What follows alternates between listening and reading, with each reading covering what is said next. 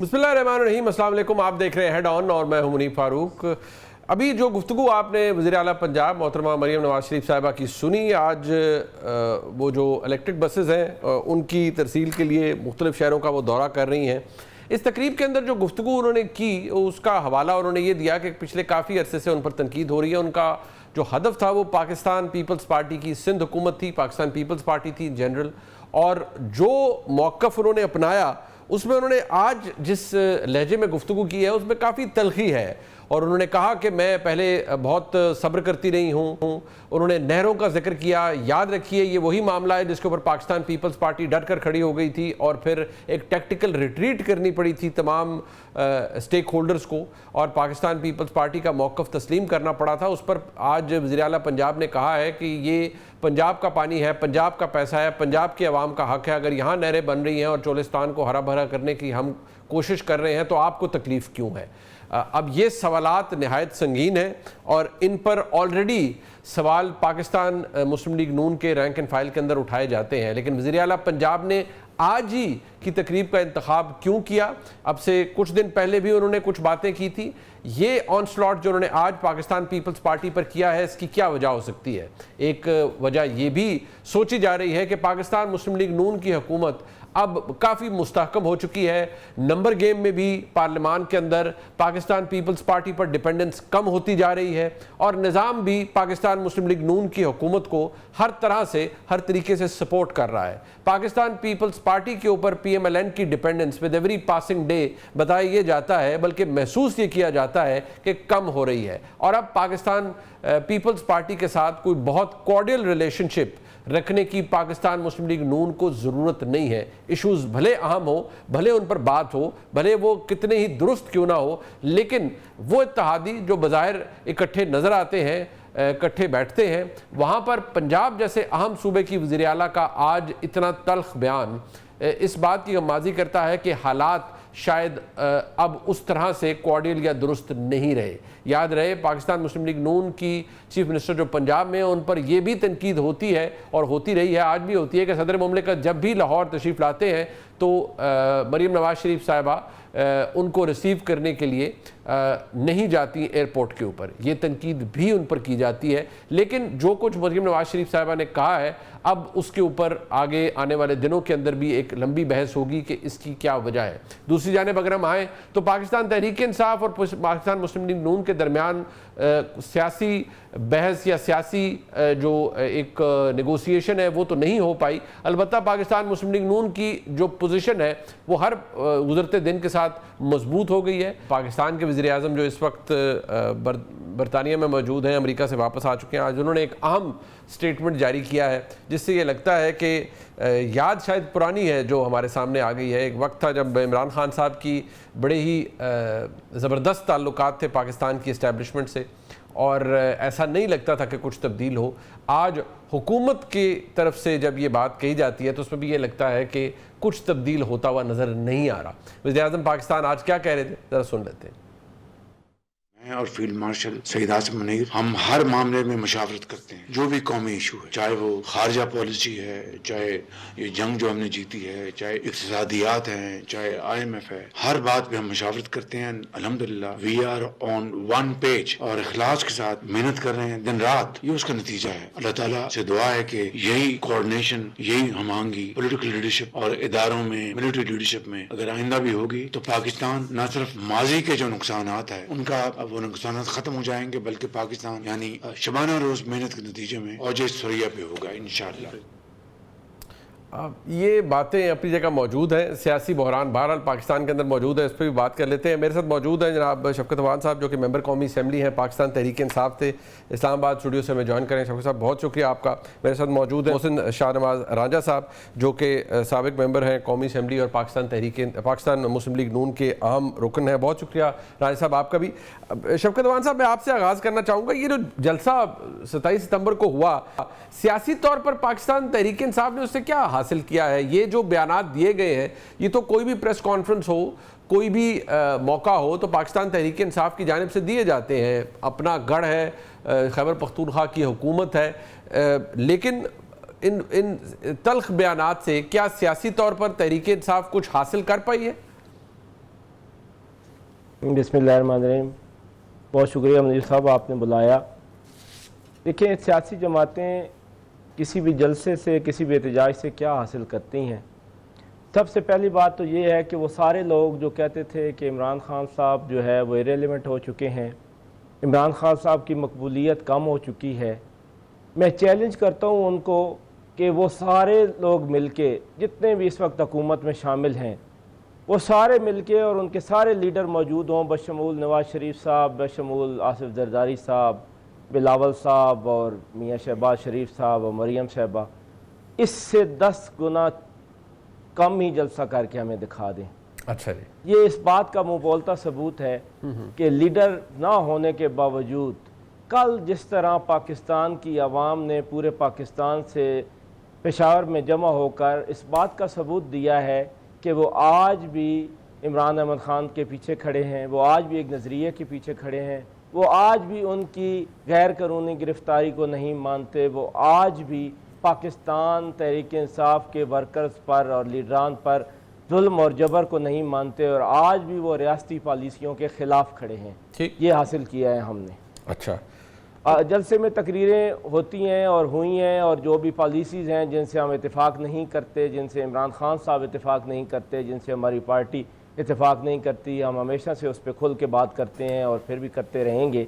और ऐसी मेरे ख्याल में कोई गैर मुनासिब तकरीर नहीं थी कि जिसको ये कहा जाए कि ये को खुदा न खास्ता ऐसी तकरीर है जिसको आप कहें कि ये। बट शफकत भाई, बात ये है कि जो आपके एक कोलीग हैं और खैबर पख्तूनख्वा पीटीआई के सदर भी हैं जनाब जुनैद अकबर खान साहब, जब वो ये कहेंगे कि इदारों को मैं ऑन करता हूँ लेकिन मुझे इदारों के जो सरबराह हैं उनसे नफरत है, तो ये भी कोई इतनी मुनासिब गुफ्तगू तो नहीं थी। नहीं, इदारों को तो हम ऑन करते हैं ना, ये थोड़ी बात है कि हमें तो यही, हम पे इल्ज़ाम क्या लगाया जाता है जी कि पाकिस्तान तहरीक इंसाफ इदारों के ख़िलाफ़ है। खुदा न खास्ता हम किसी भी इदारे के ख़िलाफ़ नहीं हैं, सारे इदारे हमारे अपने हैं और पाकिस्तान के इदारे हैं। बट सरबराह इदारे से अलहदा तो नहीं होता ना शफकत भाई, अगर आप मेरी रिक्वेस्ट तो सुने, मेरी रिक्वेस्ट तो सुने। सरबराह तब्दील होते रहते हैं, कभी कोई आ गया, कभी कोई आ गया। सरबराह से खुदा न खास्ता नफ़रत का इज़हार और इदारे से नफ़रत के इज़हार में फ़र्क है। इदारे से नफ़रत का मतलब है आप इदारों को नहीं मानते, आप पाकिस्तान की बका के ख़िलाफ़ हैं। अगर किसी शख्स से आपको शख्सी इख्तिलाफ़ हो तो वो कतन भी इदारे से इख्तिलाफ़ नहीं है, और बिल्कुल किसी से भी आपको इख्तिलाफ़ हो सकता है, किसी नज़रियाती इख्तिलाफ़ हो सकता है, आपको इस बात पे इत्तेफाक हो सकता है, उससे इत्तेफाक नहीं हो सकता कि उनकी पॉलिसी जो हैं उनसे हम इत्तेफाक नहीं करते। लेकिन एक ही पैगाम हमने दिया है कि हम सारे इदारों के साथ खड़े हैं और पाकिस्तान के इदारे। बट शफकत भाई, बात यह है कि 2019 में जनाब इमरान खान इदारे के सरबराह पर तनकीद को गद्दारी से वो कहते थे कि ये उससे इक्वेट करते थे कि ये गद्दारी है, इदारे के सरबराह पर तनकीद, और वो वहाँ कोई वो कहते थे कि अगर आपने सरबराह पर तनकीद कर दी है तो गद्दारी है। तो आज तहरीक इंसाफ की इसमें कैसे तफरीक कर पाएगी? एक बात तो पहली बात यह है कि हम अपनी उस सारी पॉलिसी पर अफसोस का इज़हार भी कर चुके हैं और हम उसके लिए माफ़ी भी मांग चुके हैं कि हमने कोई ऐसी जो भी बात की है। देखिए, इमरान खान साहब ने भी कहा है कि वो मेरी गलती थी और हमने बहुत कुछ सीखा है उन गलतियों से। मेरी दावत है पाकिस्तान मुस्लिम लीग नून को, पाकिस्तान पीपल्स पार्टी को, जो 4 दफ़ा बरसर इक़्तिदार रह चुके हैं, कि खुदारा आप भी कुछ सीख लें। आपने वोट को इज़्ज़त दोस्त का सफ़र शुरू किया था और आज आपने वोट को बेइज़्ज़त कर दिया है। इससे बचें और हकीकी जमहूरियत के लिए काम करें जिसमें हाइब्रिड सिस्टम का कोई कंसेप्ट नहीं है। जो जमहूरियत होती है वो खासतन या जमहूरियत होती है या डिक्टेटरशिप होती है। दरमियान में ये हाइब्रिड सिस्टम जो ख्वाजा साहब मुस्लिम लीग नून के रहनुमा लेकर आए हैं और पूरी बात की मुस्लिम लीग नून इस पे खड़ी है, इसका कोई वजूद नहीं है पार्लियामेंट्री सिस्टम। अच्छा, ठीक है, कहीं पे भी ये नहीं है जी हाइब्रिड सिस्टम है, या जमहूरियत होती है या डिक्टेटरशिप होती है। तो इसलिए हमने जो कोई गलती की है हम उसकी माफ़ी मांग चुके हैं और हम अब भी चाहते हैं कि हर शख्स ہر ادارہ اپنا اپنا کام کرے. بالکل ٹھیک ہے, یہ بات آپ کی درست ہے. ویسے اگر کوئی دیگر آئین کے اندر کوئی کانسیپٹ نہیں ہے ہائبرڈ نظام کا, یہ بالکل آپ نے درست بات کی ہے. سندھ صاحب خود ایک وکیل ہیں, کانسٹیٹیوشن کو سمجھتے ہیں. میں جو میرے ساتھ جناب رانا صاحب موجود ہیں وہ خود بیرسٹر ہے, خود آئین اور قانون کو بڑی اچھی طرح سمجھتے ہیں. رائے صاحب اس کی تو کوئی گنجائش نہیں ہے, یہ تو آپ بھی مانیں گے, لیکن اگر تحریک انصاف کہہ رہی ہے ہم اپنی پالیسی پہ ہم تو شرمندہ بھی ہیں, ہم معافی بھی مانگ چکے ہیں اگر ہم نے ماضی میں کچھ کہا تھا. آج آپ بہت خوش ہیں اس نظام کے اوپر اور جیسے یہ چل رہا ہے. وزیر اعظم صاحب نے کہا کہ بہترین ہے اور ایک پیج ہے اور بڑی اس میں ترقی مل رہی ہے, لیکن جو اس سے قباحتیں پیدا ہو رہی ہیں جس طرح عوان صاحب نے فرمایا, ان کو آپ ایڈریس نہیں کر رہے یا شاید محسوس بھی نہیں کر رہے. دیکھیے بات یہ ہے کہ جہاں تک غلطی کا احساس ہو جانا, غلطی کو مان لینا, اس کو تسلیم کر لینا, یہ ایک بہت اچھا عمل ہے. آگے چلتے ہیں تو جہاں تک ریاست کے معاملات ہیں, ریاست کو آگے لے کے چلنے کے معاملات ہیں, ریاست کے تمام اداروں کا آپس میں باہمی تعاون ہے, اگر وہ اچھا ہے تو اس کے اوپر بھی میرے خیال سے اختلاف ایک جمہوری شخصیت کو مناسب زیب نہیں دیتا. کیونکہ جب بھی آپ ادارے آپس میں اگر ایک اچھے پیج پہ چل رہے ہیں, چاہے وہ ہماری عدلیہ ہے, چاہے ہماری افواج ہیں, چاہے ہمارا ایگزیکٹو ہے, چاہے ہمارا پارلیمان ہے, اور ایک اچھا ورکنگ ریلیشن ہے, پاکستان کی جو سکسیس ہے وہ صرف اسی صورت میں ہے کہ پاکستان جو ہے اس کے تمام ادارے آپس میں سیم پیج اور سیم ورڈ پہ ہوں. تو اگر تو یہ ہوتا ہے, اور یہ پاکستان کی خوش قسمتی ہے کہ پاکستان کی اگر یہی ایکویشن, اور ایک اہم بات جو وزیر اعظم شہباز شریف صاحب نے کی, انہوں نے کہا کہ موجودہ صورتحال اور آنے والے مستقبل میں بھی اداروں اور حکومتوں میں اس طرح کا تعاون ہونا چاہیے. بھلے کل جس کی بھی حکومت آئے, جو بھی اقتدار میں آئے, لیکن اداروں کے بیچ میں جو اعتماد کا ماحول اب ہے, یہی اگر ماحول قائم رہے گا تو ہمارے جو دشمن عناصر ہیں ان کو مواقع نہیں ملیں گے کہ وہ پاکستان کے اداروں کے بیچ میں اختلافات کھڑے کر کے اپنے مفادات جو ہیں وہ حاصل کریں اور پاکستان کی اندرونی اور بیرونی سرحدوں کو نقصان پہنچائیں. تو یہ تو ایک بہت اچھا عمل ہے اور اس کو ہمیں اپریشیٹ بھی کرنا چاہیے, اس کو آگے بھی لے کے چلنا چاہیے. اور جہاں تک ابھی ایک پوری ریجنل پالیٹکس ہے, آپ یہ بھی غور سے دیکھیں کہ ہماری ریجنل پالیٹکس کے بیچ میں جنگیں اور جس قسم کے صورتحال پیدا ہوئے, جنگی صورتحال ہمارے تمام ہمسایہ ممالک اور اس پورے خطے میں نظر آ رہے ہیں. تو اس کے بیچ میں ایک بڑی بظاہر سی بات ہے کہ جو ہماری اداروں میں سے جو افواج کا ادارہ ہے اس کا ایک رول بڑا اہم جو ہے, اور خاص طور پہ جنگ جیتنے کے بعد انڈیا سے وہ سامنے آیا ہے.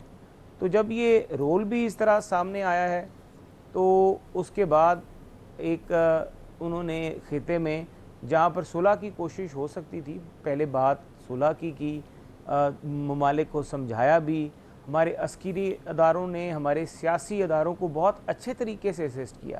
ہمارے وزیر اعظم پاکستان کو جو صورتحال وار روم سے لے کے جو ریجنل کانفلکٹس تھے ان کے اوپر بھی جہاں تک بریف کیا گیا, ایک بڑی آنیسٹ اور بڑی اچھی ایڈوائس دی. بٹ رائن صاحب مسئلہ یہ ہے نا کہ یہ آپ کی جو فیصلے اچھے ہوئے, ڈومیسٹک جو ایشو ہے ایٹ ہینڈ, جو آپ کا ملک کے اندر اس وقت کی صورتحال ہے, ایک سیاسی بحران ہے, اس کا تو کوئی حل نہیں ہے, اور آج بھی وہ تفریق وہ جگہ اپنی جگہ موجود ہے. میں آپ کو ایک مثال بڑی چھوٹی سی دے دیتا ہوں کہ پاکستان تحریک انصاف کی جو پرنسپل کمپلینٹ ہے وہ یہ کہ جی ہمارا تو جی مینڈیٹ ہی چوری ہوا ہے, اور ہمارا 2024 کے انتخابات میں بڑی ٹھیک ٹھاک قسم کی دھاندلی ہوئی ہے. اب مسئلہ یہ ہے کہ اشاروں کناروں میں یہ باتیں اب آپ کے اتحادی بھی کرتے ہیں. اب جو صوبائی وزیر اطلاعات ہیں سندھ کے, انہوں نے بھی اس کے حوالے سے ریسنٹلی کچھ فرمایا, اور وہ بھی ریکارڈ پر ہے. اب وہ آپ کے اتحادی ہیں وفاق کے اندر, بے شک وہ منسٹریاں نہ لیں, سب کچھ نہ لیں, لیکن اشاروں کناروں میں تو وہ ساری باتیں ہو جاتی ہیں. اب جو انہوں نے فرمایا ذرا وہ بھی سن لیجئے. الیکشن کے رزلٹ 2024 کے سب کو پتا ہے کہ کون سے صوبے کے کیا حالات, مجھے اس پہ بھی بولنے کی ضرورت نہیں ہے. سب کو پتا ہے الیکشن کے رزلٹ 2024 کے سندھ کے کیا تھے, باقی جگہوں پہ کیا تھے. فیصلہ عوام نے کرنا ہوتا ہے. اگر سندھ کے حالات کا کمپیریزن کسی نے کرنا ہے تو الیکشن رزلٹ سے کر لیں. سندھ کے عوام نے کس کو مینڈیٹ دیا, پنجاب کے عوام نے کس کو مینڈیٹ دیا, باقی سب جگہ پہ کیا ہوا, تو میں اس پہ زیادہ کمنٹ نہیں کروں گا. انہوں نے کہا باقی سب جگہ پر کیا ہوا میں اس پہ کمنٹ نہیں کروں گا. تو وہ ایک قسم کے آپ کے اتحادی بھی آپ کہتے ہیں کہ آپ کو کوئی مینڈیٹ نہیں ملا, مطلب جو جس پر آپ بیٹھے ہوئے ہیں یہ زبردستی کا مینڈیٹ ہے. وہ وہی بات جو پاکستان تحریک انصاف کے دوست کرتے ہیں وہ اب آپ کے اتحادی بھی اشاروں کناروں پہ آپ سے بات کرتے ہیں اسی حوالے سے. دیکھیں جہاں تک کسی کے بات کرنے کی بات ہے تو بات اگر میں بھی کروں تو کراچی کا تو جو الیکشنز کے نتائج کے بعد گفتگو اور جو معاملات وہاں پہ لوگوں کی طرف سے سامنے آئے کراچی کی صورتحال اور باقی جو آس پاس کے ان کے حلقے تھے اس صورتحال کے اوپر میرے پاس بھی بڑی گفتگو ہے اور ہم بھی بڑے دلائل دے سکتے ہیں کہ وہاں پر جو مینڈیٹ تھا وہ کس طرح لیا گیا. بلکہ اسے ماضی میں بھی چلے جائیں تو ماضی میں بھی جو مینڈیٹ جو وہاں پر لیا گیا وہ کس طرح لیا گیا وہ بھی سب کو پتہ ہے کہ وہاں پہ مینڈیٹ جس طریقے سے بھی حاصل ہوا, مینڈیٹ کس طریقے سے آتا تھا, کس طریقے سے معاملات کو آگے چلایا جاتا تھا, مینجمنٹ جو تھی سسٹم کی اور وہ مینجمنٹ سسٹم جو تھا وہ کیا سسٹم تھا اور وہ کس طرح سسٹم چلتا ہے. یہ آج سے تو نہیں, میرے خیال سے تو وہاں پہ پھر 15 سال سے یہ سسٹم. ذرا احتیاط کیجئے گا آپ کے کچھ اتحادی افینڈ نہ ہو جائیں اس سے. پیپلز پارٹی کے علاوہ بھی کچھ آپ کے اتحادی ہیں جو کراچی سے ہیں وہ افینڈ نہ ہو جائیں. دیکھیں بات تو صرف ہے کہ اگر بات ہی کرنی ہے اور بات میں ہی وزن دینا ہے تو پھر تو اس طرح سے ہو سکتی ہے بات. لیکن میں یہ نہیں کہوں گا کہ ہمیں کسی کے کام پر اعتراض ہے. مسئلہ جو مسائل کھڑے ہیں وہ مسائل ہیں کام کرنے کے. اگر ہم کام کر رہے ہیں تو ہمارے کام اپنی جگہ پر ہیں, آپ بھی محنت کریں. ایک بچے کا واقعہ سناتا ہوں نا, وہ کلاس میں ایک بچہ تھا تو اس نے استاد نے کہا کہ کسی کو تنگ کیے بغیر پریشان کیے بغیر, وہ ایک لکیروں والا واقعہ نا کہ ایک لکیر اس نے کہا مٹائے بغیر اس کو چھوٹا کر دو, دوسرا بچہ اٹھا اس نے اسے بڑی لکیر کھینچ دی. تو صوبوں کو کام اس طرح کرنا چاہیے بجائے کہ وہ پرائمری اسکول کے بچوں کی طرح تھوڑا بہت اگر ہم ایک دوسرے کے ساتھ لیگ پولنگ کریں تو اس کے اوپر مناسب نہیں ہے. کام کریں, عوام کو ڈیلیور کریں. کوئی بھی صوبہ کام کر رہا ہے تو آپ اس صوبے کی عوام کی کام کرنے کا جو معاملہ ہے اس کی رسپیکٹ کریں. اور اگر اس کے کام میں آپ کو اختلاف نظر آ رہا ہے تو ٹھیک ہے, آپ جب وقت تھا یا جب بینیفٹ لینے کی بات ہوتی ہے تو اس وقت تو ہم تمام آئینی عہدے مانگ لیتے ہیں. تو جب بینیفٹ لینے کی بات نکل جاتی ہے تو اس وقت ہم آئینی عہدے لے کے بھی پھر ہم کہتے ہیں کہ ہم مینڈیٹ کس طرح, تو یہ مینڈیٹ انہی آئینی عہدے جو ہیں یہ اسی مینڈیٹ کی پیداوار ہے نا. پھر یہ ساری چیزیں تول کے بولنا چاہیے. شفقت امان صاحب یہ فرمائیے گا, جس طرح کی گفتگو میں نے شروع میں آپ کو وزیر اعظم صاحب کی سنوائی, جو باتیں ہمارے بھائی محسن راجہ صاحب کر رہے ہیں, سیدھی سی بات ہے, آپ نے کہا غلطیوں سے سیکھنا چاہیے اور آپ اپنی غلطیوں سے سیکھ بیٹھے ہیں جو جس طرح آپ نے فرمایا. لیکن یہاں کچھ بدلتا ہوا نظر نہیں آ رہا. ملاقاتیں, گنڈا پور صاحب عمران خان صاحب کے پاس چلے گئے, ان کی فیملی ان کے پاس چلی گئی, کوئی مٹیریل چینج آپ کو نظر نہیں آتا. اور جو اس وقت گلوبل چینجز ہو رہے ہیں ان میں تو حکومت بڑی کمفرٹیبل پوزیشن میں ہے. تو آپ کے پاس سیاسی طریقہ کار کیا ہے اس حکومت کو کمزور کرنے کا یا عمران خان صاحب کو کم از کم ان کی رہائی کروانے کا؟ دیکھیں سب سے بڑا کمزور کرنے کا طریقہ وہ ہے کہ جس طرح خان صاحب جیل میں بیٹھے ہوئے جیل کاٹ رہے ہیں. خان صاحب کا اندر ہونا ہی اس سارے نظام کو کمزور کرنے کے لیے کافی ہے. باقی دیکھیں ہم کوئی ملیٹنٹ تو نہیں ہیں, ہم ایک پولیٹیکل ورکر ہیں اور ہم پولیٹیکل جدوجہد پہ یقین رکھتے ہیں. ہم اپنی اس پولیٹیکل جدوجہد کو جاری رکھیں گے. ہماری لڑائی بہت بڑی ہے. یہ آئین اور قانون کی لڑائی, یہ سول سپرمیسی کی لڑائی, یہ اتنی چھوٹی لڑائی نہیں ہے. یہ 80 سالوں کا معاملہ ہے. یہ کوئی 2-4 سالوں کی بات نہیں ہے. یہ اس ملک میں کبھی بھی سول سپرمیسی نہیں رہی. اب دیکھیں ہم لڑائی لڑ رہے ہیں سول سپرمیسی کے لیے, تو وہ ایک بہت بڑی لڑائی ہے. اس ملک میں آئین کے ساتھ جو کچھ کھلواڑ کیا گیا ہمیشہ, اور جب بھی کوئی آیا اس نے آئین کو کبھی ان ابینس کر دیا اور کبھی اس میں اپنی مرضی کی ترامیم کر لیں, اور ایک 26ویں ترمیم آپ کے سامنے ہے جیسے. تو اس لیے یہ کوئی عام لڑائی نہیں ہے, یہ بہت بڑی لڑائی ہے. اس کے لیے ہمارا جگرا بھی بہت بڑا ہے اور ہم بہت لمبے عرصے کے لیے اپنی جدوجہد کی تیاری کر کے آئے ہیں. یہ کوئی دنوں کی بات نہیں ہے کہ ہم 2 دن میں مایوس ہو جائیں, ہم 2 مہینوں میں مایوس ہو جائیں. ہم انشاءاللہ تعالی اپنی یہ پولیٹیکل سٹرگل اس وقت تک جاری رکھیں گے جب تک ملک میں سول سپرمیسی نہیں آ جاتی اور جب تک رول آف لا نہیں آ جاتا. مطلب لیکن اس کے لیے سیاسی جدوجہد کیا ہے, طریقہ کار کیا ہے آپ کے پاس؟ میری بات سنیں جی. ہمارے پاس طریقہ کار ان آرمڈ نہتے ہو کر اپنی پولیٹیکل جدوجہد ہے. اور یہی ہماری پولیٹیکل جدوجہد انشاءاللہ تعالیٰ ایک رنگ لے کے آئے گی. اور میں آپ کو پہلے بات کے شروع میں بتا چکا ہوں کہ جس طرح عمران خان صاحب ڈٹ کے اندر بیٹھے ہوئے ہیں, یہ آپ دیکھیں گے کہ یہ تبدیلی آئے گی. اور عمران خان صاحب کا یہ جو جیل کاٹنا ہے اور عمران خان کا یہ جو سٹیمنا ہے, یہ اس قوم کے لیے انشاءاللہ تعالیٰ بہت زیادہ فروٹفل ہوگا. اور اس وقت دور نہیں جب اس ملک میں سول سپرمیسی بھی ہوگی اور اس ملک میں آئین اور قانون بھی اپنی اصلی صورت میں بحال ہوگا. اس کے بعد تو نہ کسی کا مینڈیٹ چوری ہوا کرے گا اور نہ ہی کوئی جیلوں میں 10-10 سال سزائیں ججز سنائیں گے ان کو لکھ لکھائی سزائیں جس طرح وہ سنا رہے ہیں. ایسا پھر نہیں ہوگا اگر یہ دو معاملات ہو جاتے ہیں. اچھا رائن صاحب, ٹورڈز دی اینڈ ایک مجھے صرف اس کا جواب ضرور دے دیجیے گا. عمران خان صاحب تاریخ رقم کر رہے ہیں جیل میں بیٹھ کے اور وہ ڈٹ کے جیل کاٹ رہے ہیں.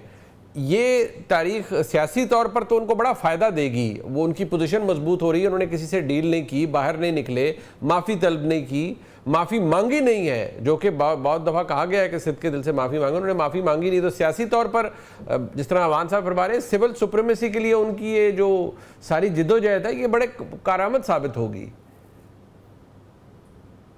دیکھیے اگر یہ وہ سمجھتے ہیں کارآمد ہے تو ٹھیک ہے, ہم تو اس کے بارے میں کچھ نہیں, یہ تو ان کا اپنا ایک پولیٹیکل تھاٹ پروسیس ہے. اور میں تو یہ سمجھتا ہوں کہ جہاں تک ہمارا حکومت کا جو چلنے کا عمل ہے, پاکستان کا آگے بڑھنے کا عمل ہے, پاکستان کا اقوام عالم میں پاکستان کی صورتحال سماجی, سیاسی, معاشی, وہ ہر چیز بہترین سمت میں جا رہی ہے. جہاں تک ان کی اپنی معافی وہ مانگ چکے ہیں, غلطیوں کا سوال پیدا ہوتا ہے, میرا خیال سے عدالتیں اور فورم موجود ہیں تو ان کے دروازے کھٹکھٹائیں اور جو بھی عدالت فیصلہ کرے اس پہ تو سارے منوان اس کو تسلیم کریں گے. لیکن جہاں تک ہمارا سوال اٹھتا ہے, ہم تو پاکستان کی عوام کی خدمت کا جو سفر ہے اس کو رواں دواں لے کے چل رہے ہیں. اور ہمیں تو یہی امید ہے کہ انشاءاللہ تعالیٰ پاکستان جس طرح اقوام عالم میں ایک عالمی قوت بن کے ابھرا ہے, اسی طرح معاشی قوت بن کے بھی ابھرے گا. اور پاکستان کی عوام کے جو مسائل موجودہ ہیں انشاءاللہ تعالیٰ وہ بہت جلد جو ہے اس میں بہتری آئے گی اور عوام خوشحالی کی طرف جائے گی. اور پاکستان کے تمام جو ہمارے لوگ معاشرے سے تعلق رکھنے والے لوگ ہیں, سماجی, سیاسی, ہر ایک جو ہے وہ بہتری کی طرف جائے گا اور اسٹیبلٹی جو ہے وہ بھی اس ریجن میں جلد آئے گی. اور انشاءاللہ ہم یہی توقع کرتے ہیں کہ جو پاکستان ہے اور پاکستان کی جو عوام ہے انشاءاللہ تعالیٰ وہ مستقبل اس کا روشن ہمیں نظر آ رہا ہے. ٹھیک, بہت شکریہ جناب شفقت امان صاحب کا, اور جناب محسن شاہ نواز رانے صاحب ہمارے ساتھ موجود تھے. میچ ہم تینوں ہار گئے بھارت سے, کرکٹ کنٹروورسی بھی ہمارے سامنے آئی, سیاسی رنگ دے دیا گیا. ایک ایسا گیم جس کو جنٹلمنز گیم کہا جاتا ہے, اس میں بھارت کی کتنی کنٹریبیوشن ہے, بی سی سی آئی کی کنٹریبیوشن ہے, ہماری پوزیشن کتنی درست ثابت ہوئی, اور جو اے سی سی کے صدر ہیں اور پاکستان کرکٹ بورڈ کے چیئرمین محسن نقوی صاحب, ان کی پوزیشن کتنی درست ثابت ہوئی, اس پہ بھی بات کریں گے. لیکن اوبویسلی ہماری جو ایک کھیل کے اندر نااہلی تھی وہ بھی دیکھنے سے تعلق رکھتی ہے. اور ہم یہ کہہ سکتے ہیں کہ نہیں بس گیم تھا, بیٹ پیچ چل رہا ہے, یا کچھ واقعی غلطی تھی. ہمارے ساتھ موجود ہیں جناب ڈاکٹر نعمان نیاز صاحب, میرے خیال میں کرکٹ کو بھی سمجھتے ہیں اور کرکٹ کے سے جڑی اور جو جتنے بھی معاملات ہیں ان کو سمجھتے ہیں. ڈاکٹر صاحب بہت شکریہ. سب سے پہلے تو ڈاکٹر صاحب, تیسری شکست ایک ہی سیریز کے اندر, ہم نے اپنی غلطیوں سے سیکھا نہیں ہے یا کیا ہوا کیا ہے؟ کل تو ہمیں لگا شروع میں کہ ہم we got off to a flyer, اور لگا اچھا ہی کہ ہم نے شاید کوئی حالات ٹھیک ہو جائیں گے, but it didn't work. Munib, سب سے پہلے تو it's always a pleasure talking to you. یار یہ جو کل اگر آپ خدا نہ خواستہ میں اتنی بڑی بات کرنے لگا ہوں, اگر آپ جیت جاتے تو آپ اور بے حال ہو جاتے. میں نے آپ کو پہلے بھی کہا تھا آپ کے شوز میں کہ آپ کی جو کرکٹ ہے وہ ٹوٹلی ارریلیونٹ ہے. جو اسٹرانگ ٹیمز ہوتی ہیں وہ آن دا ڈے میریکل پہ یا ایک آدھے کلیپس پہ بلیو نہیں کرتی. اب اگر آپ انڈیا کا ایگزامپل لو, جو کہ میری کرکٹ وائز تو بہت مجھے پسند ہے, لیکن انفارچونیٹلی جس قسم کی انہوں نے حرکات کی ہیں وہ بعد میں بات کریں گے. In the last 40 T20 internationals in 18 months they have won 37. نومبر 2022 سے لے کے اور کل تک وہ کسی بھی گلوبل ٹورنامنٹ میں, یعنی کہ ایشیا کپ اور آئی سی سی کے T20 ٹورنامنٹس میں کوئی میچ بھی نہیں ہارے. اور یہ وہ ٹیم تھی جہاں پہ یشسوی جیسوال کو انہوں نے نہیں سلیکٹ کیا کیونکہ انہوں نے جو ہے آپ کا شبھمن گل اس کو اکاموڈیٹ کرنا تھا. پھر اس کی وجہ سے سنجو سیمسن جو ہے وہ ایک ब्रेथ टेकिंग ओपनर है, 400 उसके नेशनल क्रिकेट में एज एन ओपनर है, उसको अब वो नंबर 5 पे ले गए। हार्दिक पांड्या जो कि कंप्लीट ऑलराउंडर है, हमारों की तरह नहीं है बिट्स एंड पीसेस, जो एक बाहर जाता है तो 2 चेंजेस करनी पड़ती हैं जो उनको करनी पड़ी। एंड उसके बावजूद उनका जो कप्तान है Kumar Yadav, one of the finest batsman of T20 cricket, लेकिन पिछले 14 मैचेस में you will be shock to know के उसके 139 रन हैं टोटल और 129 रन हैं, और वो स्ट्राइक रेट भी 82 का हुआ है उसका, और बिल्कुल वो बैठा हुआ है इस वक्त अपनी परफॉर्मेंस पे। अब पाकिस्तान के अगेंस्ट कभी भी परफॉर्म नहीं करता। अब उनको ये इश्यूज थे कि जसप्रीत बुमराह से ऊपर 3 ओवर कराने हैं तो नीचे डेप्थ में ओवर कौन करेगा, तो ये फिर Virat Kohli was missing, retire हो गए, आपके वो नहीं थे, रोहित शर्मा नहीं थे, रविंद्र जडेजा नहीं थे, अश्विन रिटायर हो गए, ये टीम सिराज अय्यर के बगैर आई। और फिर स्टिल आप जब 3-0 हुए वो इसलिए हुए कि आपकी क्रिकेटिंग स्किल्स में और उनकी में बहुत फ़र्क है। वो एक प्रॉपर स्ट्रक्चर से आते हैं, और वो ये नहीं होता कि 2 टांग लपेट के छक्के मार दिए PSL में और पाकिस्तान का कलर मिल गया। वहाँ पे उनको बहुत एक कंपेटिटिव डोमेस्टिक क्रिकेट खेलनी पड़ती है। और ये याद रखिए T20 की एवोल्यूशन जो है प्लेयर की, वो 4 डे में होगी। आपके साथ क्या मसला है, आपके बैट्समैन का स्किल सेट, पहले स्किल वर्सेस स्किल होता था तो हम भी ग्लोबल टूर्नामेंट में पोजीशन ले लेते होते थे, जीत जाते होते थे। अब साइंस वर्सेस स्किल है, स्किल 10-15-20% रह गया हुआ है, और वो एक प्रोसेस है। कल अगर आप देखें जो तिलक वर्मा खेल रहा था, इसका आप रणजी ट्रॉफी का डोमेस्टिक क्रिकेट का रिकॉर्ड उठा के देखेंगे, 4 डे क्रिकेट का रेड बॉल का, तो ये एक आपको ताबनाक प्लेयर नज़र आएगा। और उसका इंटरनेशनल T20 में जिस तरह वो कल खेल रहा था, उसकी 50 की एवरेज है और 150 का स्ट्राइक रेट है, और आपको कहीं पे भी नहीं लगा होगा कि उसने ब्लाइंड स्लॉगिंग की है। वो प्रोसेस के तहत खेले, जहाँ पे उन्होंने देखा कि जो आपके कप्तान की कल हमाकत अमेज़ कप्तानी थी, मतलब it was pedestrian, it was disappointing, it was virtually embarrassing जिस किस्म की उसने टैक्टिकल कप्तानी की। जहाँ पे आपका इब्रार, देखें आपने बड़ी अच्छी बात की कि शुरू में हमें लगा आपके ओपनर्स जो कि अगेंस्ट जो फरहान है वो डोमेस्टिक क्रिकेट का प्रोडक्ट है पुराने वाली, और फ़खर कल इतना ऑफ कलर था कि उसने उसको कॉम्प्लीमेंट नहीं किया फरहान को। Still they had added 90 in 10 overs. वहाँ पे आपने सबसे पहले तो ब्लंडर ये किया, जब साइम अयूब आउट हुआ तो स्लो लेफ्ट आर्म बॉलिंग कर रहा था इंडिया का, और आपने लेफ्ट आर्म के ऊपर जो है वो हारिस को भेज दिया बजाय कि आप नवाज़ को या किसी लेफ्ट हैंडर को भेजते। फिर सोने पे सुहागा किया, खुद आ गए। और आपके जो बुरे हालात है, आप तो डिज़र्व ही नहीं करते कि आप टीम की 11 का हिस्सा हो। आपकी वजह से सलमान अली आगा की वजह से टीम का बैलेंस ख़त्म हुआ था। He doesn't deserve to be part of the 11 T20 का, लेट अलोन के वो कप्तान हो। ठीक। एंड देन आपका 62 रन पे जब 10 आउट हो जाते हैं, डू यू थिंक जो दुनिया की तगड़ी टीमें होती हैं वो आपको वहाँ से जाने देंगी? लेकिन फिर भी शाहिन शाह अफरीदी जिनकी रीजुविनेशन हमें नज़र आई हुई श्रीलंका के अगेंस्ट, स्टिमुलेट हुए हैं, वो लगता है ये जो पॉलिटिकल इनके साथ हुए हैं, और जिस तरह की सुना है कि बहुत ही हॉस्टाइल एनवायरनमेंट ग्राउंड के अंदर भी था, स्लेजिंग बहुत हो रही थी, तो वो जिस तरह उन्होंने श्रीलंका के अगेंस्ट परफॉर्म किया, सिंगल एंड बांग्लादेश के अगेंस्ट परफॉर्म किया। आप जब श्रीलंका, मैं ये समझता हूँ फाइनल एशिया कप का श्रीलंका वर्सेस इंडिया होना चाहिए था, लेकिन श्रीलंका जो है उन्होंने अंडर अचीव किया इस टूर्नामेंट में। आपको नज़र आया होगा इंडिया के अगेंस्ट जब उन्होंने 202 चेज़ किया, तो जो कुलदीप यादव को खेलने का तरीका है वो आपको पतुम निसांका ने सिखाया, वो आपको कौशल परेरा ने सिखाया। लेकिन उसके बाद जो है आप, क्योंकि आपकी टेक्निक नहीं है, स्ट्राइक रोल नहीं कर सकते, आपको पावर, साइंटिफिक पावर हिटिंग और स्लॉगिंग में फ़र्क होता है, आप लपेटे लगाना शुरू कर देते हैं। एंड अनफॉर्चुनेटली आपका कलैप्स कुलदीप के सामने होना ही है, क्योंकि आप उसको रीड नहीं करते, और जब आप रीड नहीं करते तो ब्लाइंड खेलते हैं। ब्लाइंड खेलेंगे तो फिर आप इसी हमाकत अमेज़ तरीक़ों से आउट होंगे। शाहीन ने फिर आपको मैच में वापस ले आया, इवन राना फ़हीम ने नए गेम पे आपको ब्रेक थ्रू दे दी, और आप पावर प्ले में उनके 3 आउट कर गए। उसके बाद आपको 7वें ओवर में इब्रार को लाना चाहिए था, आप नवाज़ को ले आए। फिर 8वें में आप इब्रार को लेके आए। फिर इब्रार के जब 3 ओवर हो चुके थे, बहुत आला बॉलिंग कर रहा था, आपने पता नहीं आपके दिमाग में क्या है, या पर्ची आई माइक हैसन की, आपने उसके बाद लगा दिया हारिस को। ऐसी पिचें जो स्लो, लो और ब्रेक होती हैं, और वहाँ पे जब बॉल वेट हुआ होता है बिकॉज द ड्यू फैक्टर, गेंद स्किड करता तो बल्ले पे अच्छा आएगा। वहाँ पे वो दूसरे जो है वो ब्लाइंड क्रिकेटर्स नहीं खेल रहे थे। आपने संजू को आउट भी कर लिया था, लेकिन शिवम दुबे और जो थे अपना ये तिलक वर्मा, या ये کمال کھیلے کہ انہوں نے اس اوور کو کیپٹلائز کیا. ان کو پتا تھا کہ اگر 10-15 رن مل گئے تو میچ سائڈ پہ ہو جائے گا. انہوں نے ایگزیکٹلی 15 یا 17 رن اس اوور میں کر لیے. پھر آپ نے ایک اور حماقت کی, آپ نے ابرار کا اینڈ چینج کر دیا جہاں سے اس نے سانجو کو آؤٹ کیا ہوا تھا, اور وہ اس نے اس اوور میں بھی چھکا کھا لیا. اچھا دین ایک آپ ہمیں یہ بتایا گیا تھا کہ آپ کو کپتان اس لیے بنایا کہ ٹھیک ہے آپ T20 کے مطابق نہیں ہے آپ کی بیٹنگ, لیکن آپ آف اسپن بھی کر لیتے ہیں. 2 لیفٹ ہینڈر اندر کھیل رہے تھے, سلو لو ٹرننگ پچ تھی, آپ نے اپنی آف اسپن نہیں کی. اس کے بعد اگلے 2 آنے والے میں بھی لیفٹ ہینڈر ہونا تھا, آپ نے اپنے آپ کو امپلائی نہیں کیا.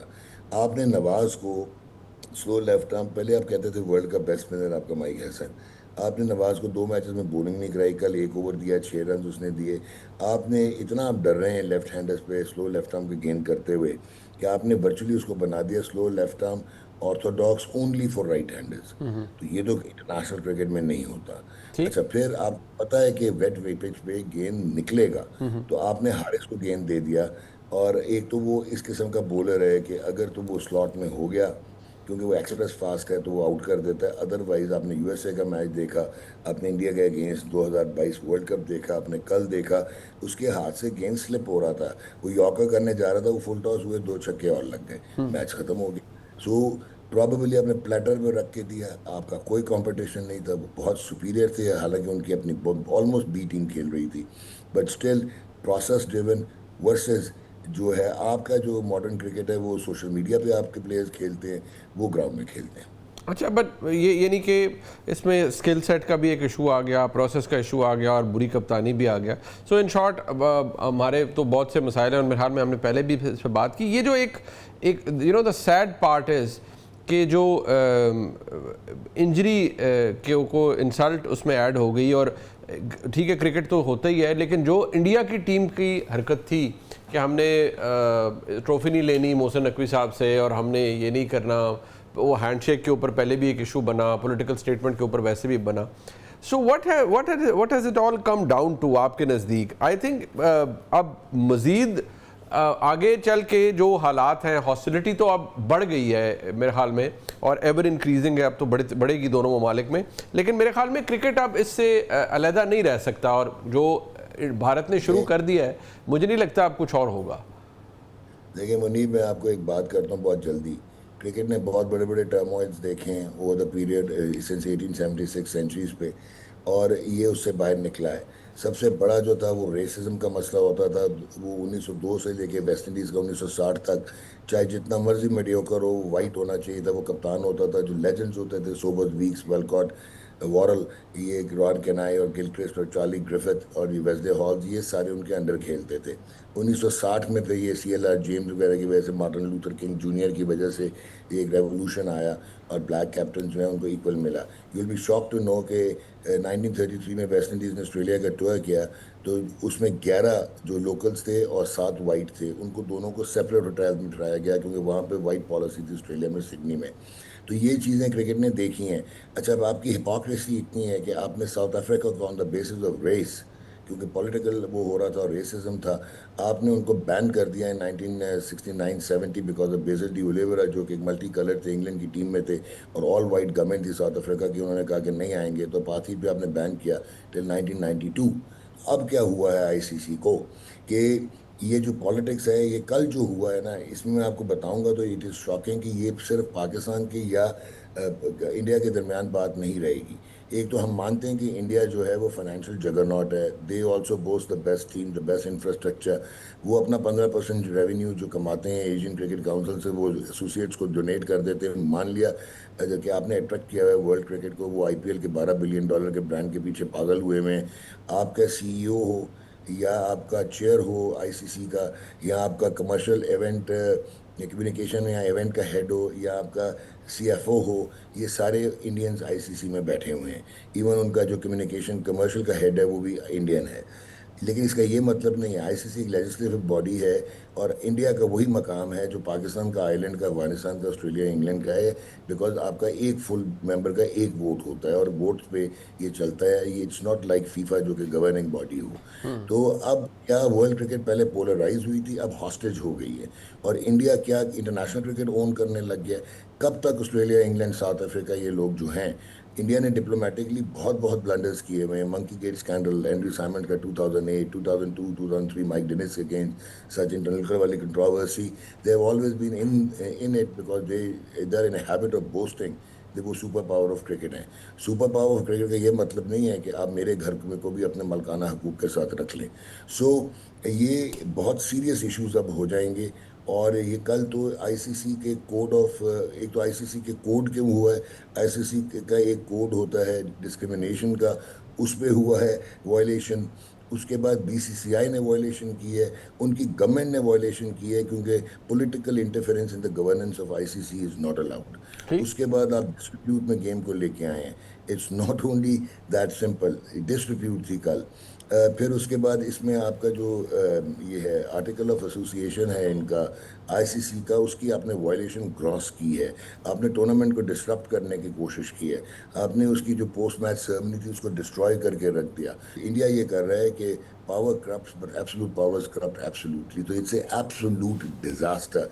आपको इंटरनेशनल कोर्ट ऑफ आर्बिट्रेशन में जाना पड़े, लुधियाना आप जाएं. अब आपने इसको नहीं छोड़ना, otherwise you will be doing disservice to the beautiful game of cricket. ठीक, बहुत शुक्रिया डॉक्टर साहब. I think that explains it all. मैं शुक्रिया अदा करूंगा. प्रोग्राम आपने देखा जी, इसका फीडबैक हमें ज़रूर दीजिएगा. देखने का बहुत शुक्रिया. खुदा हाफिज़.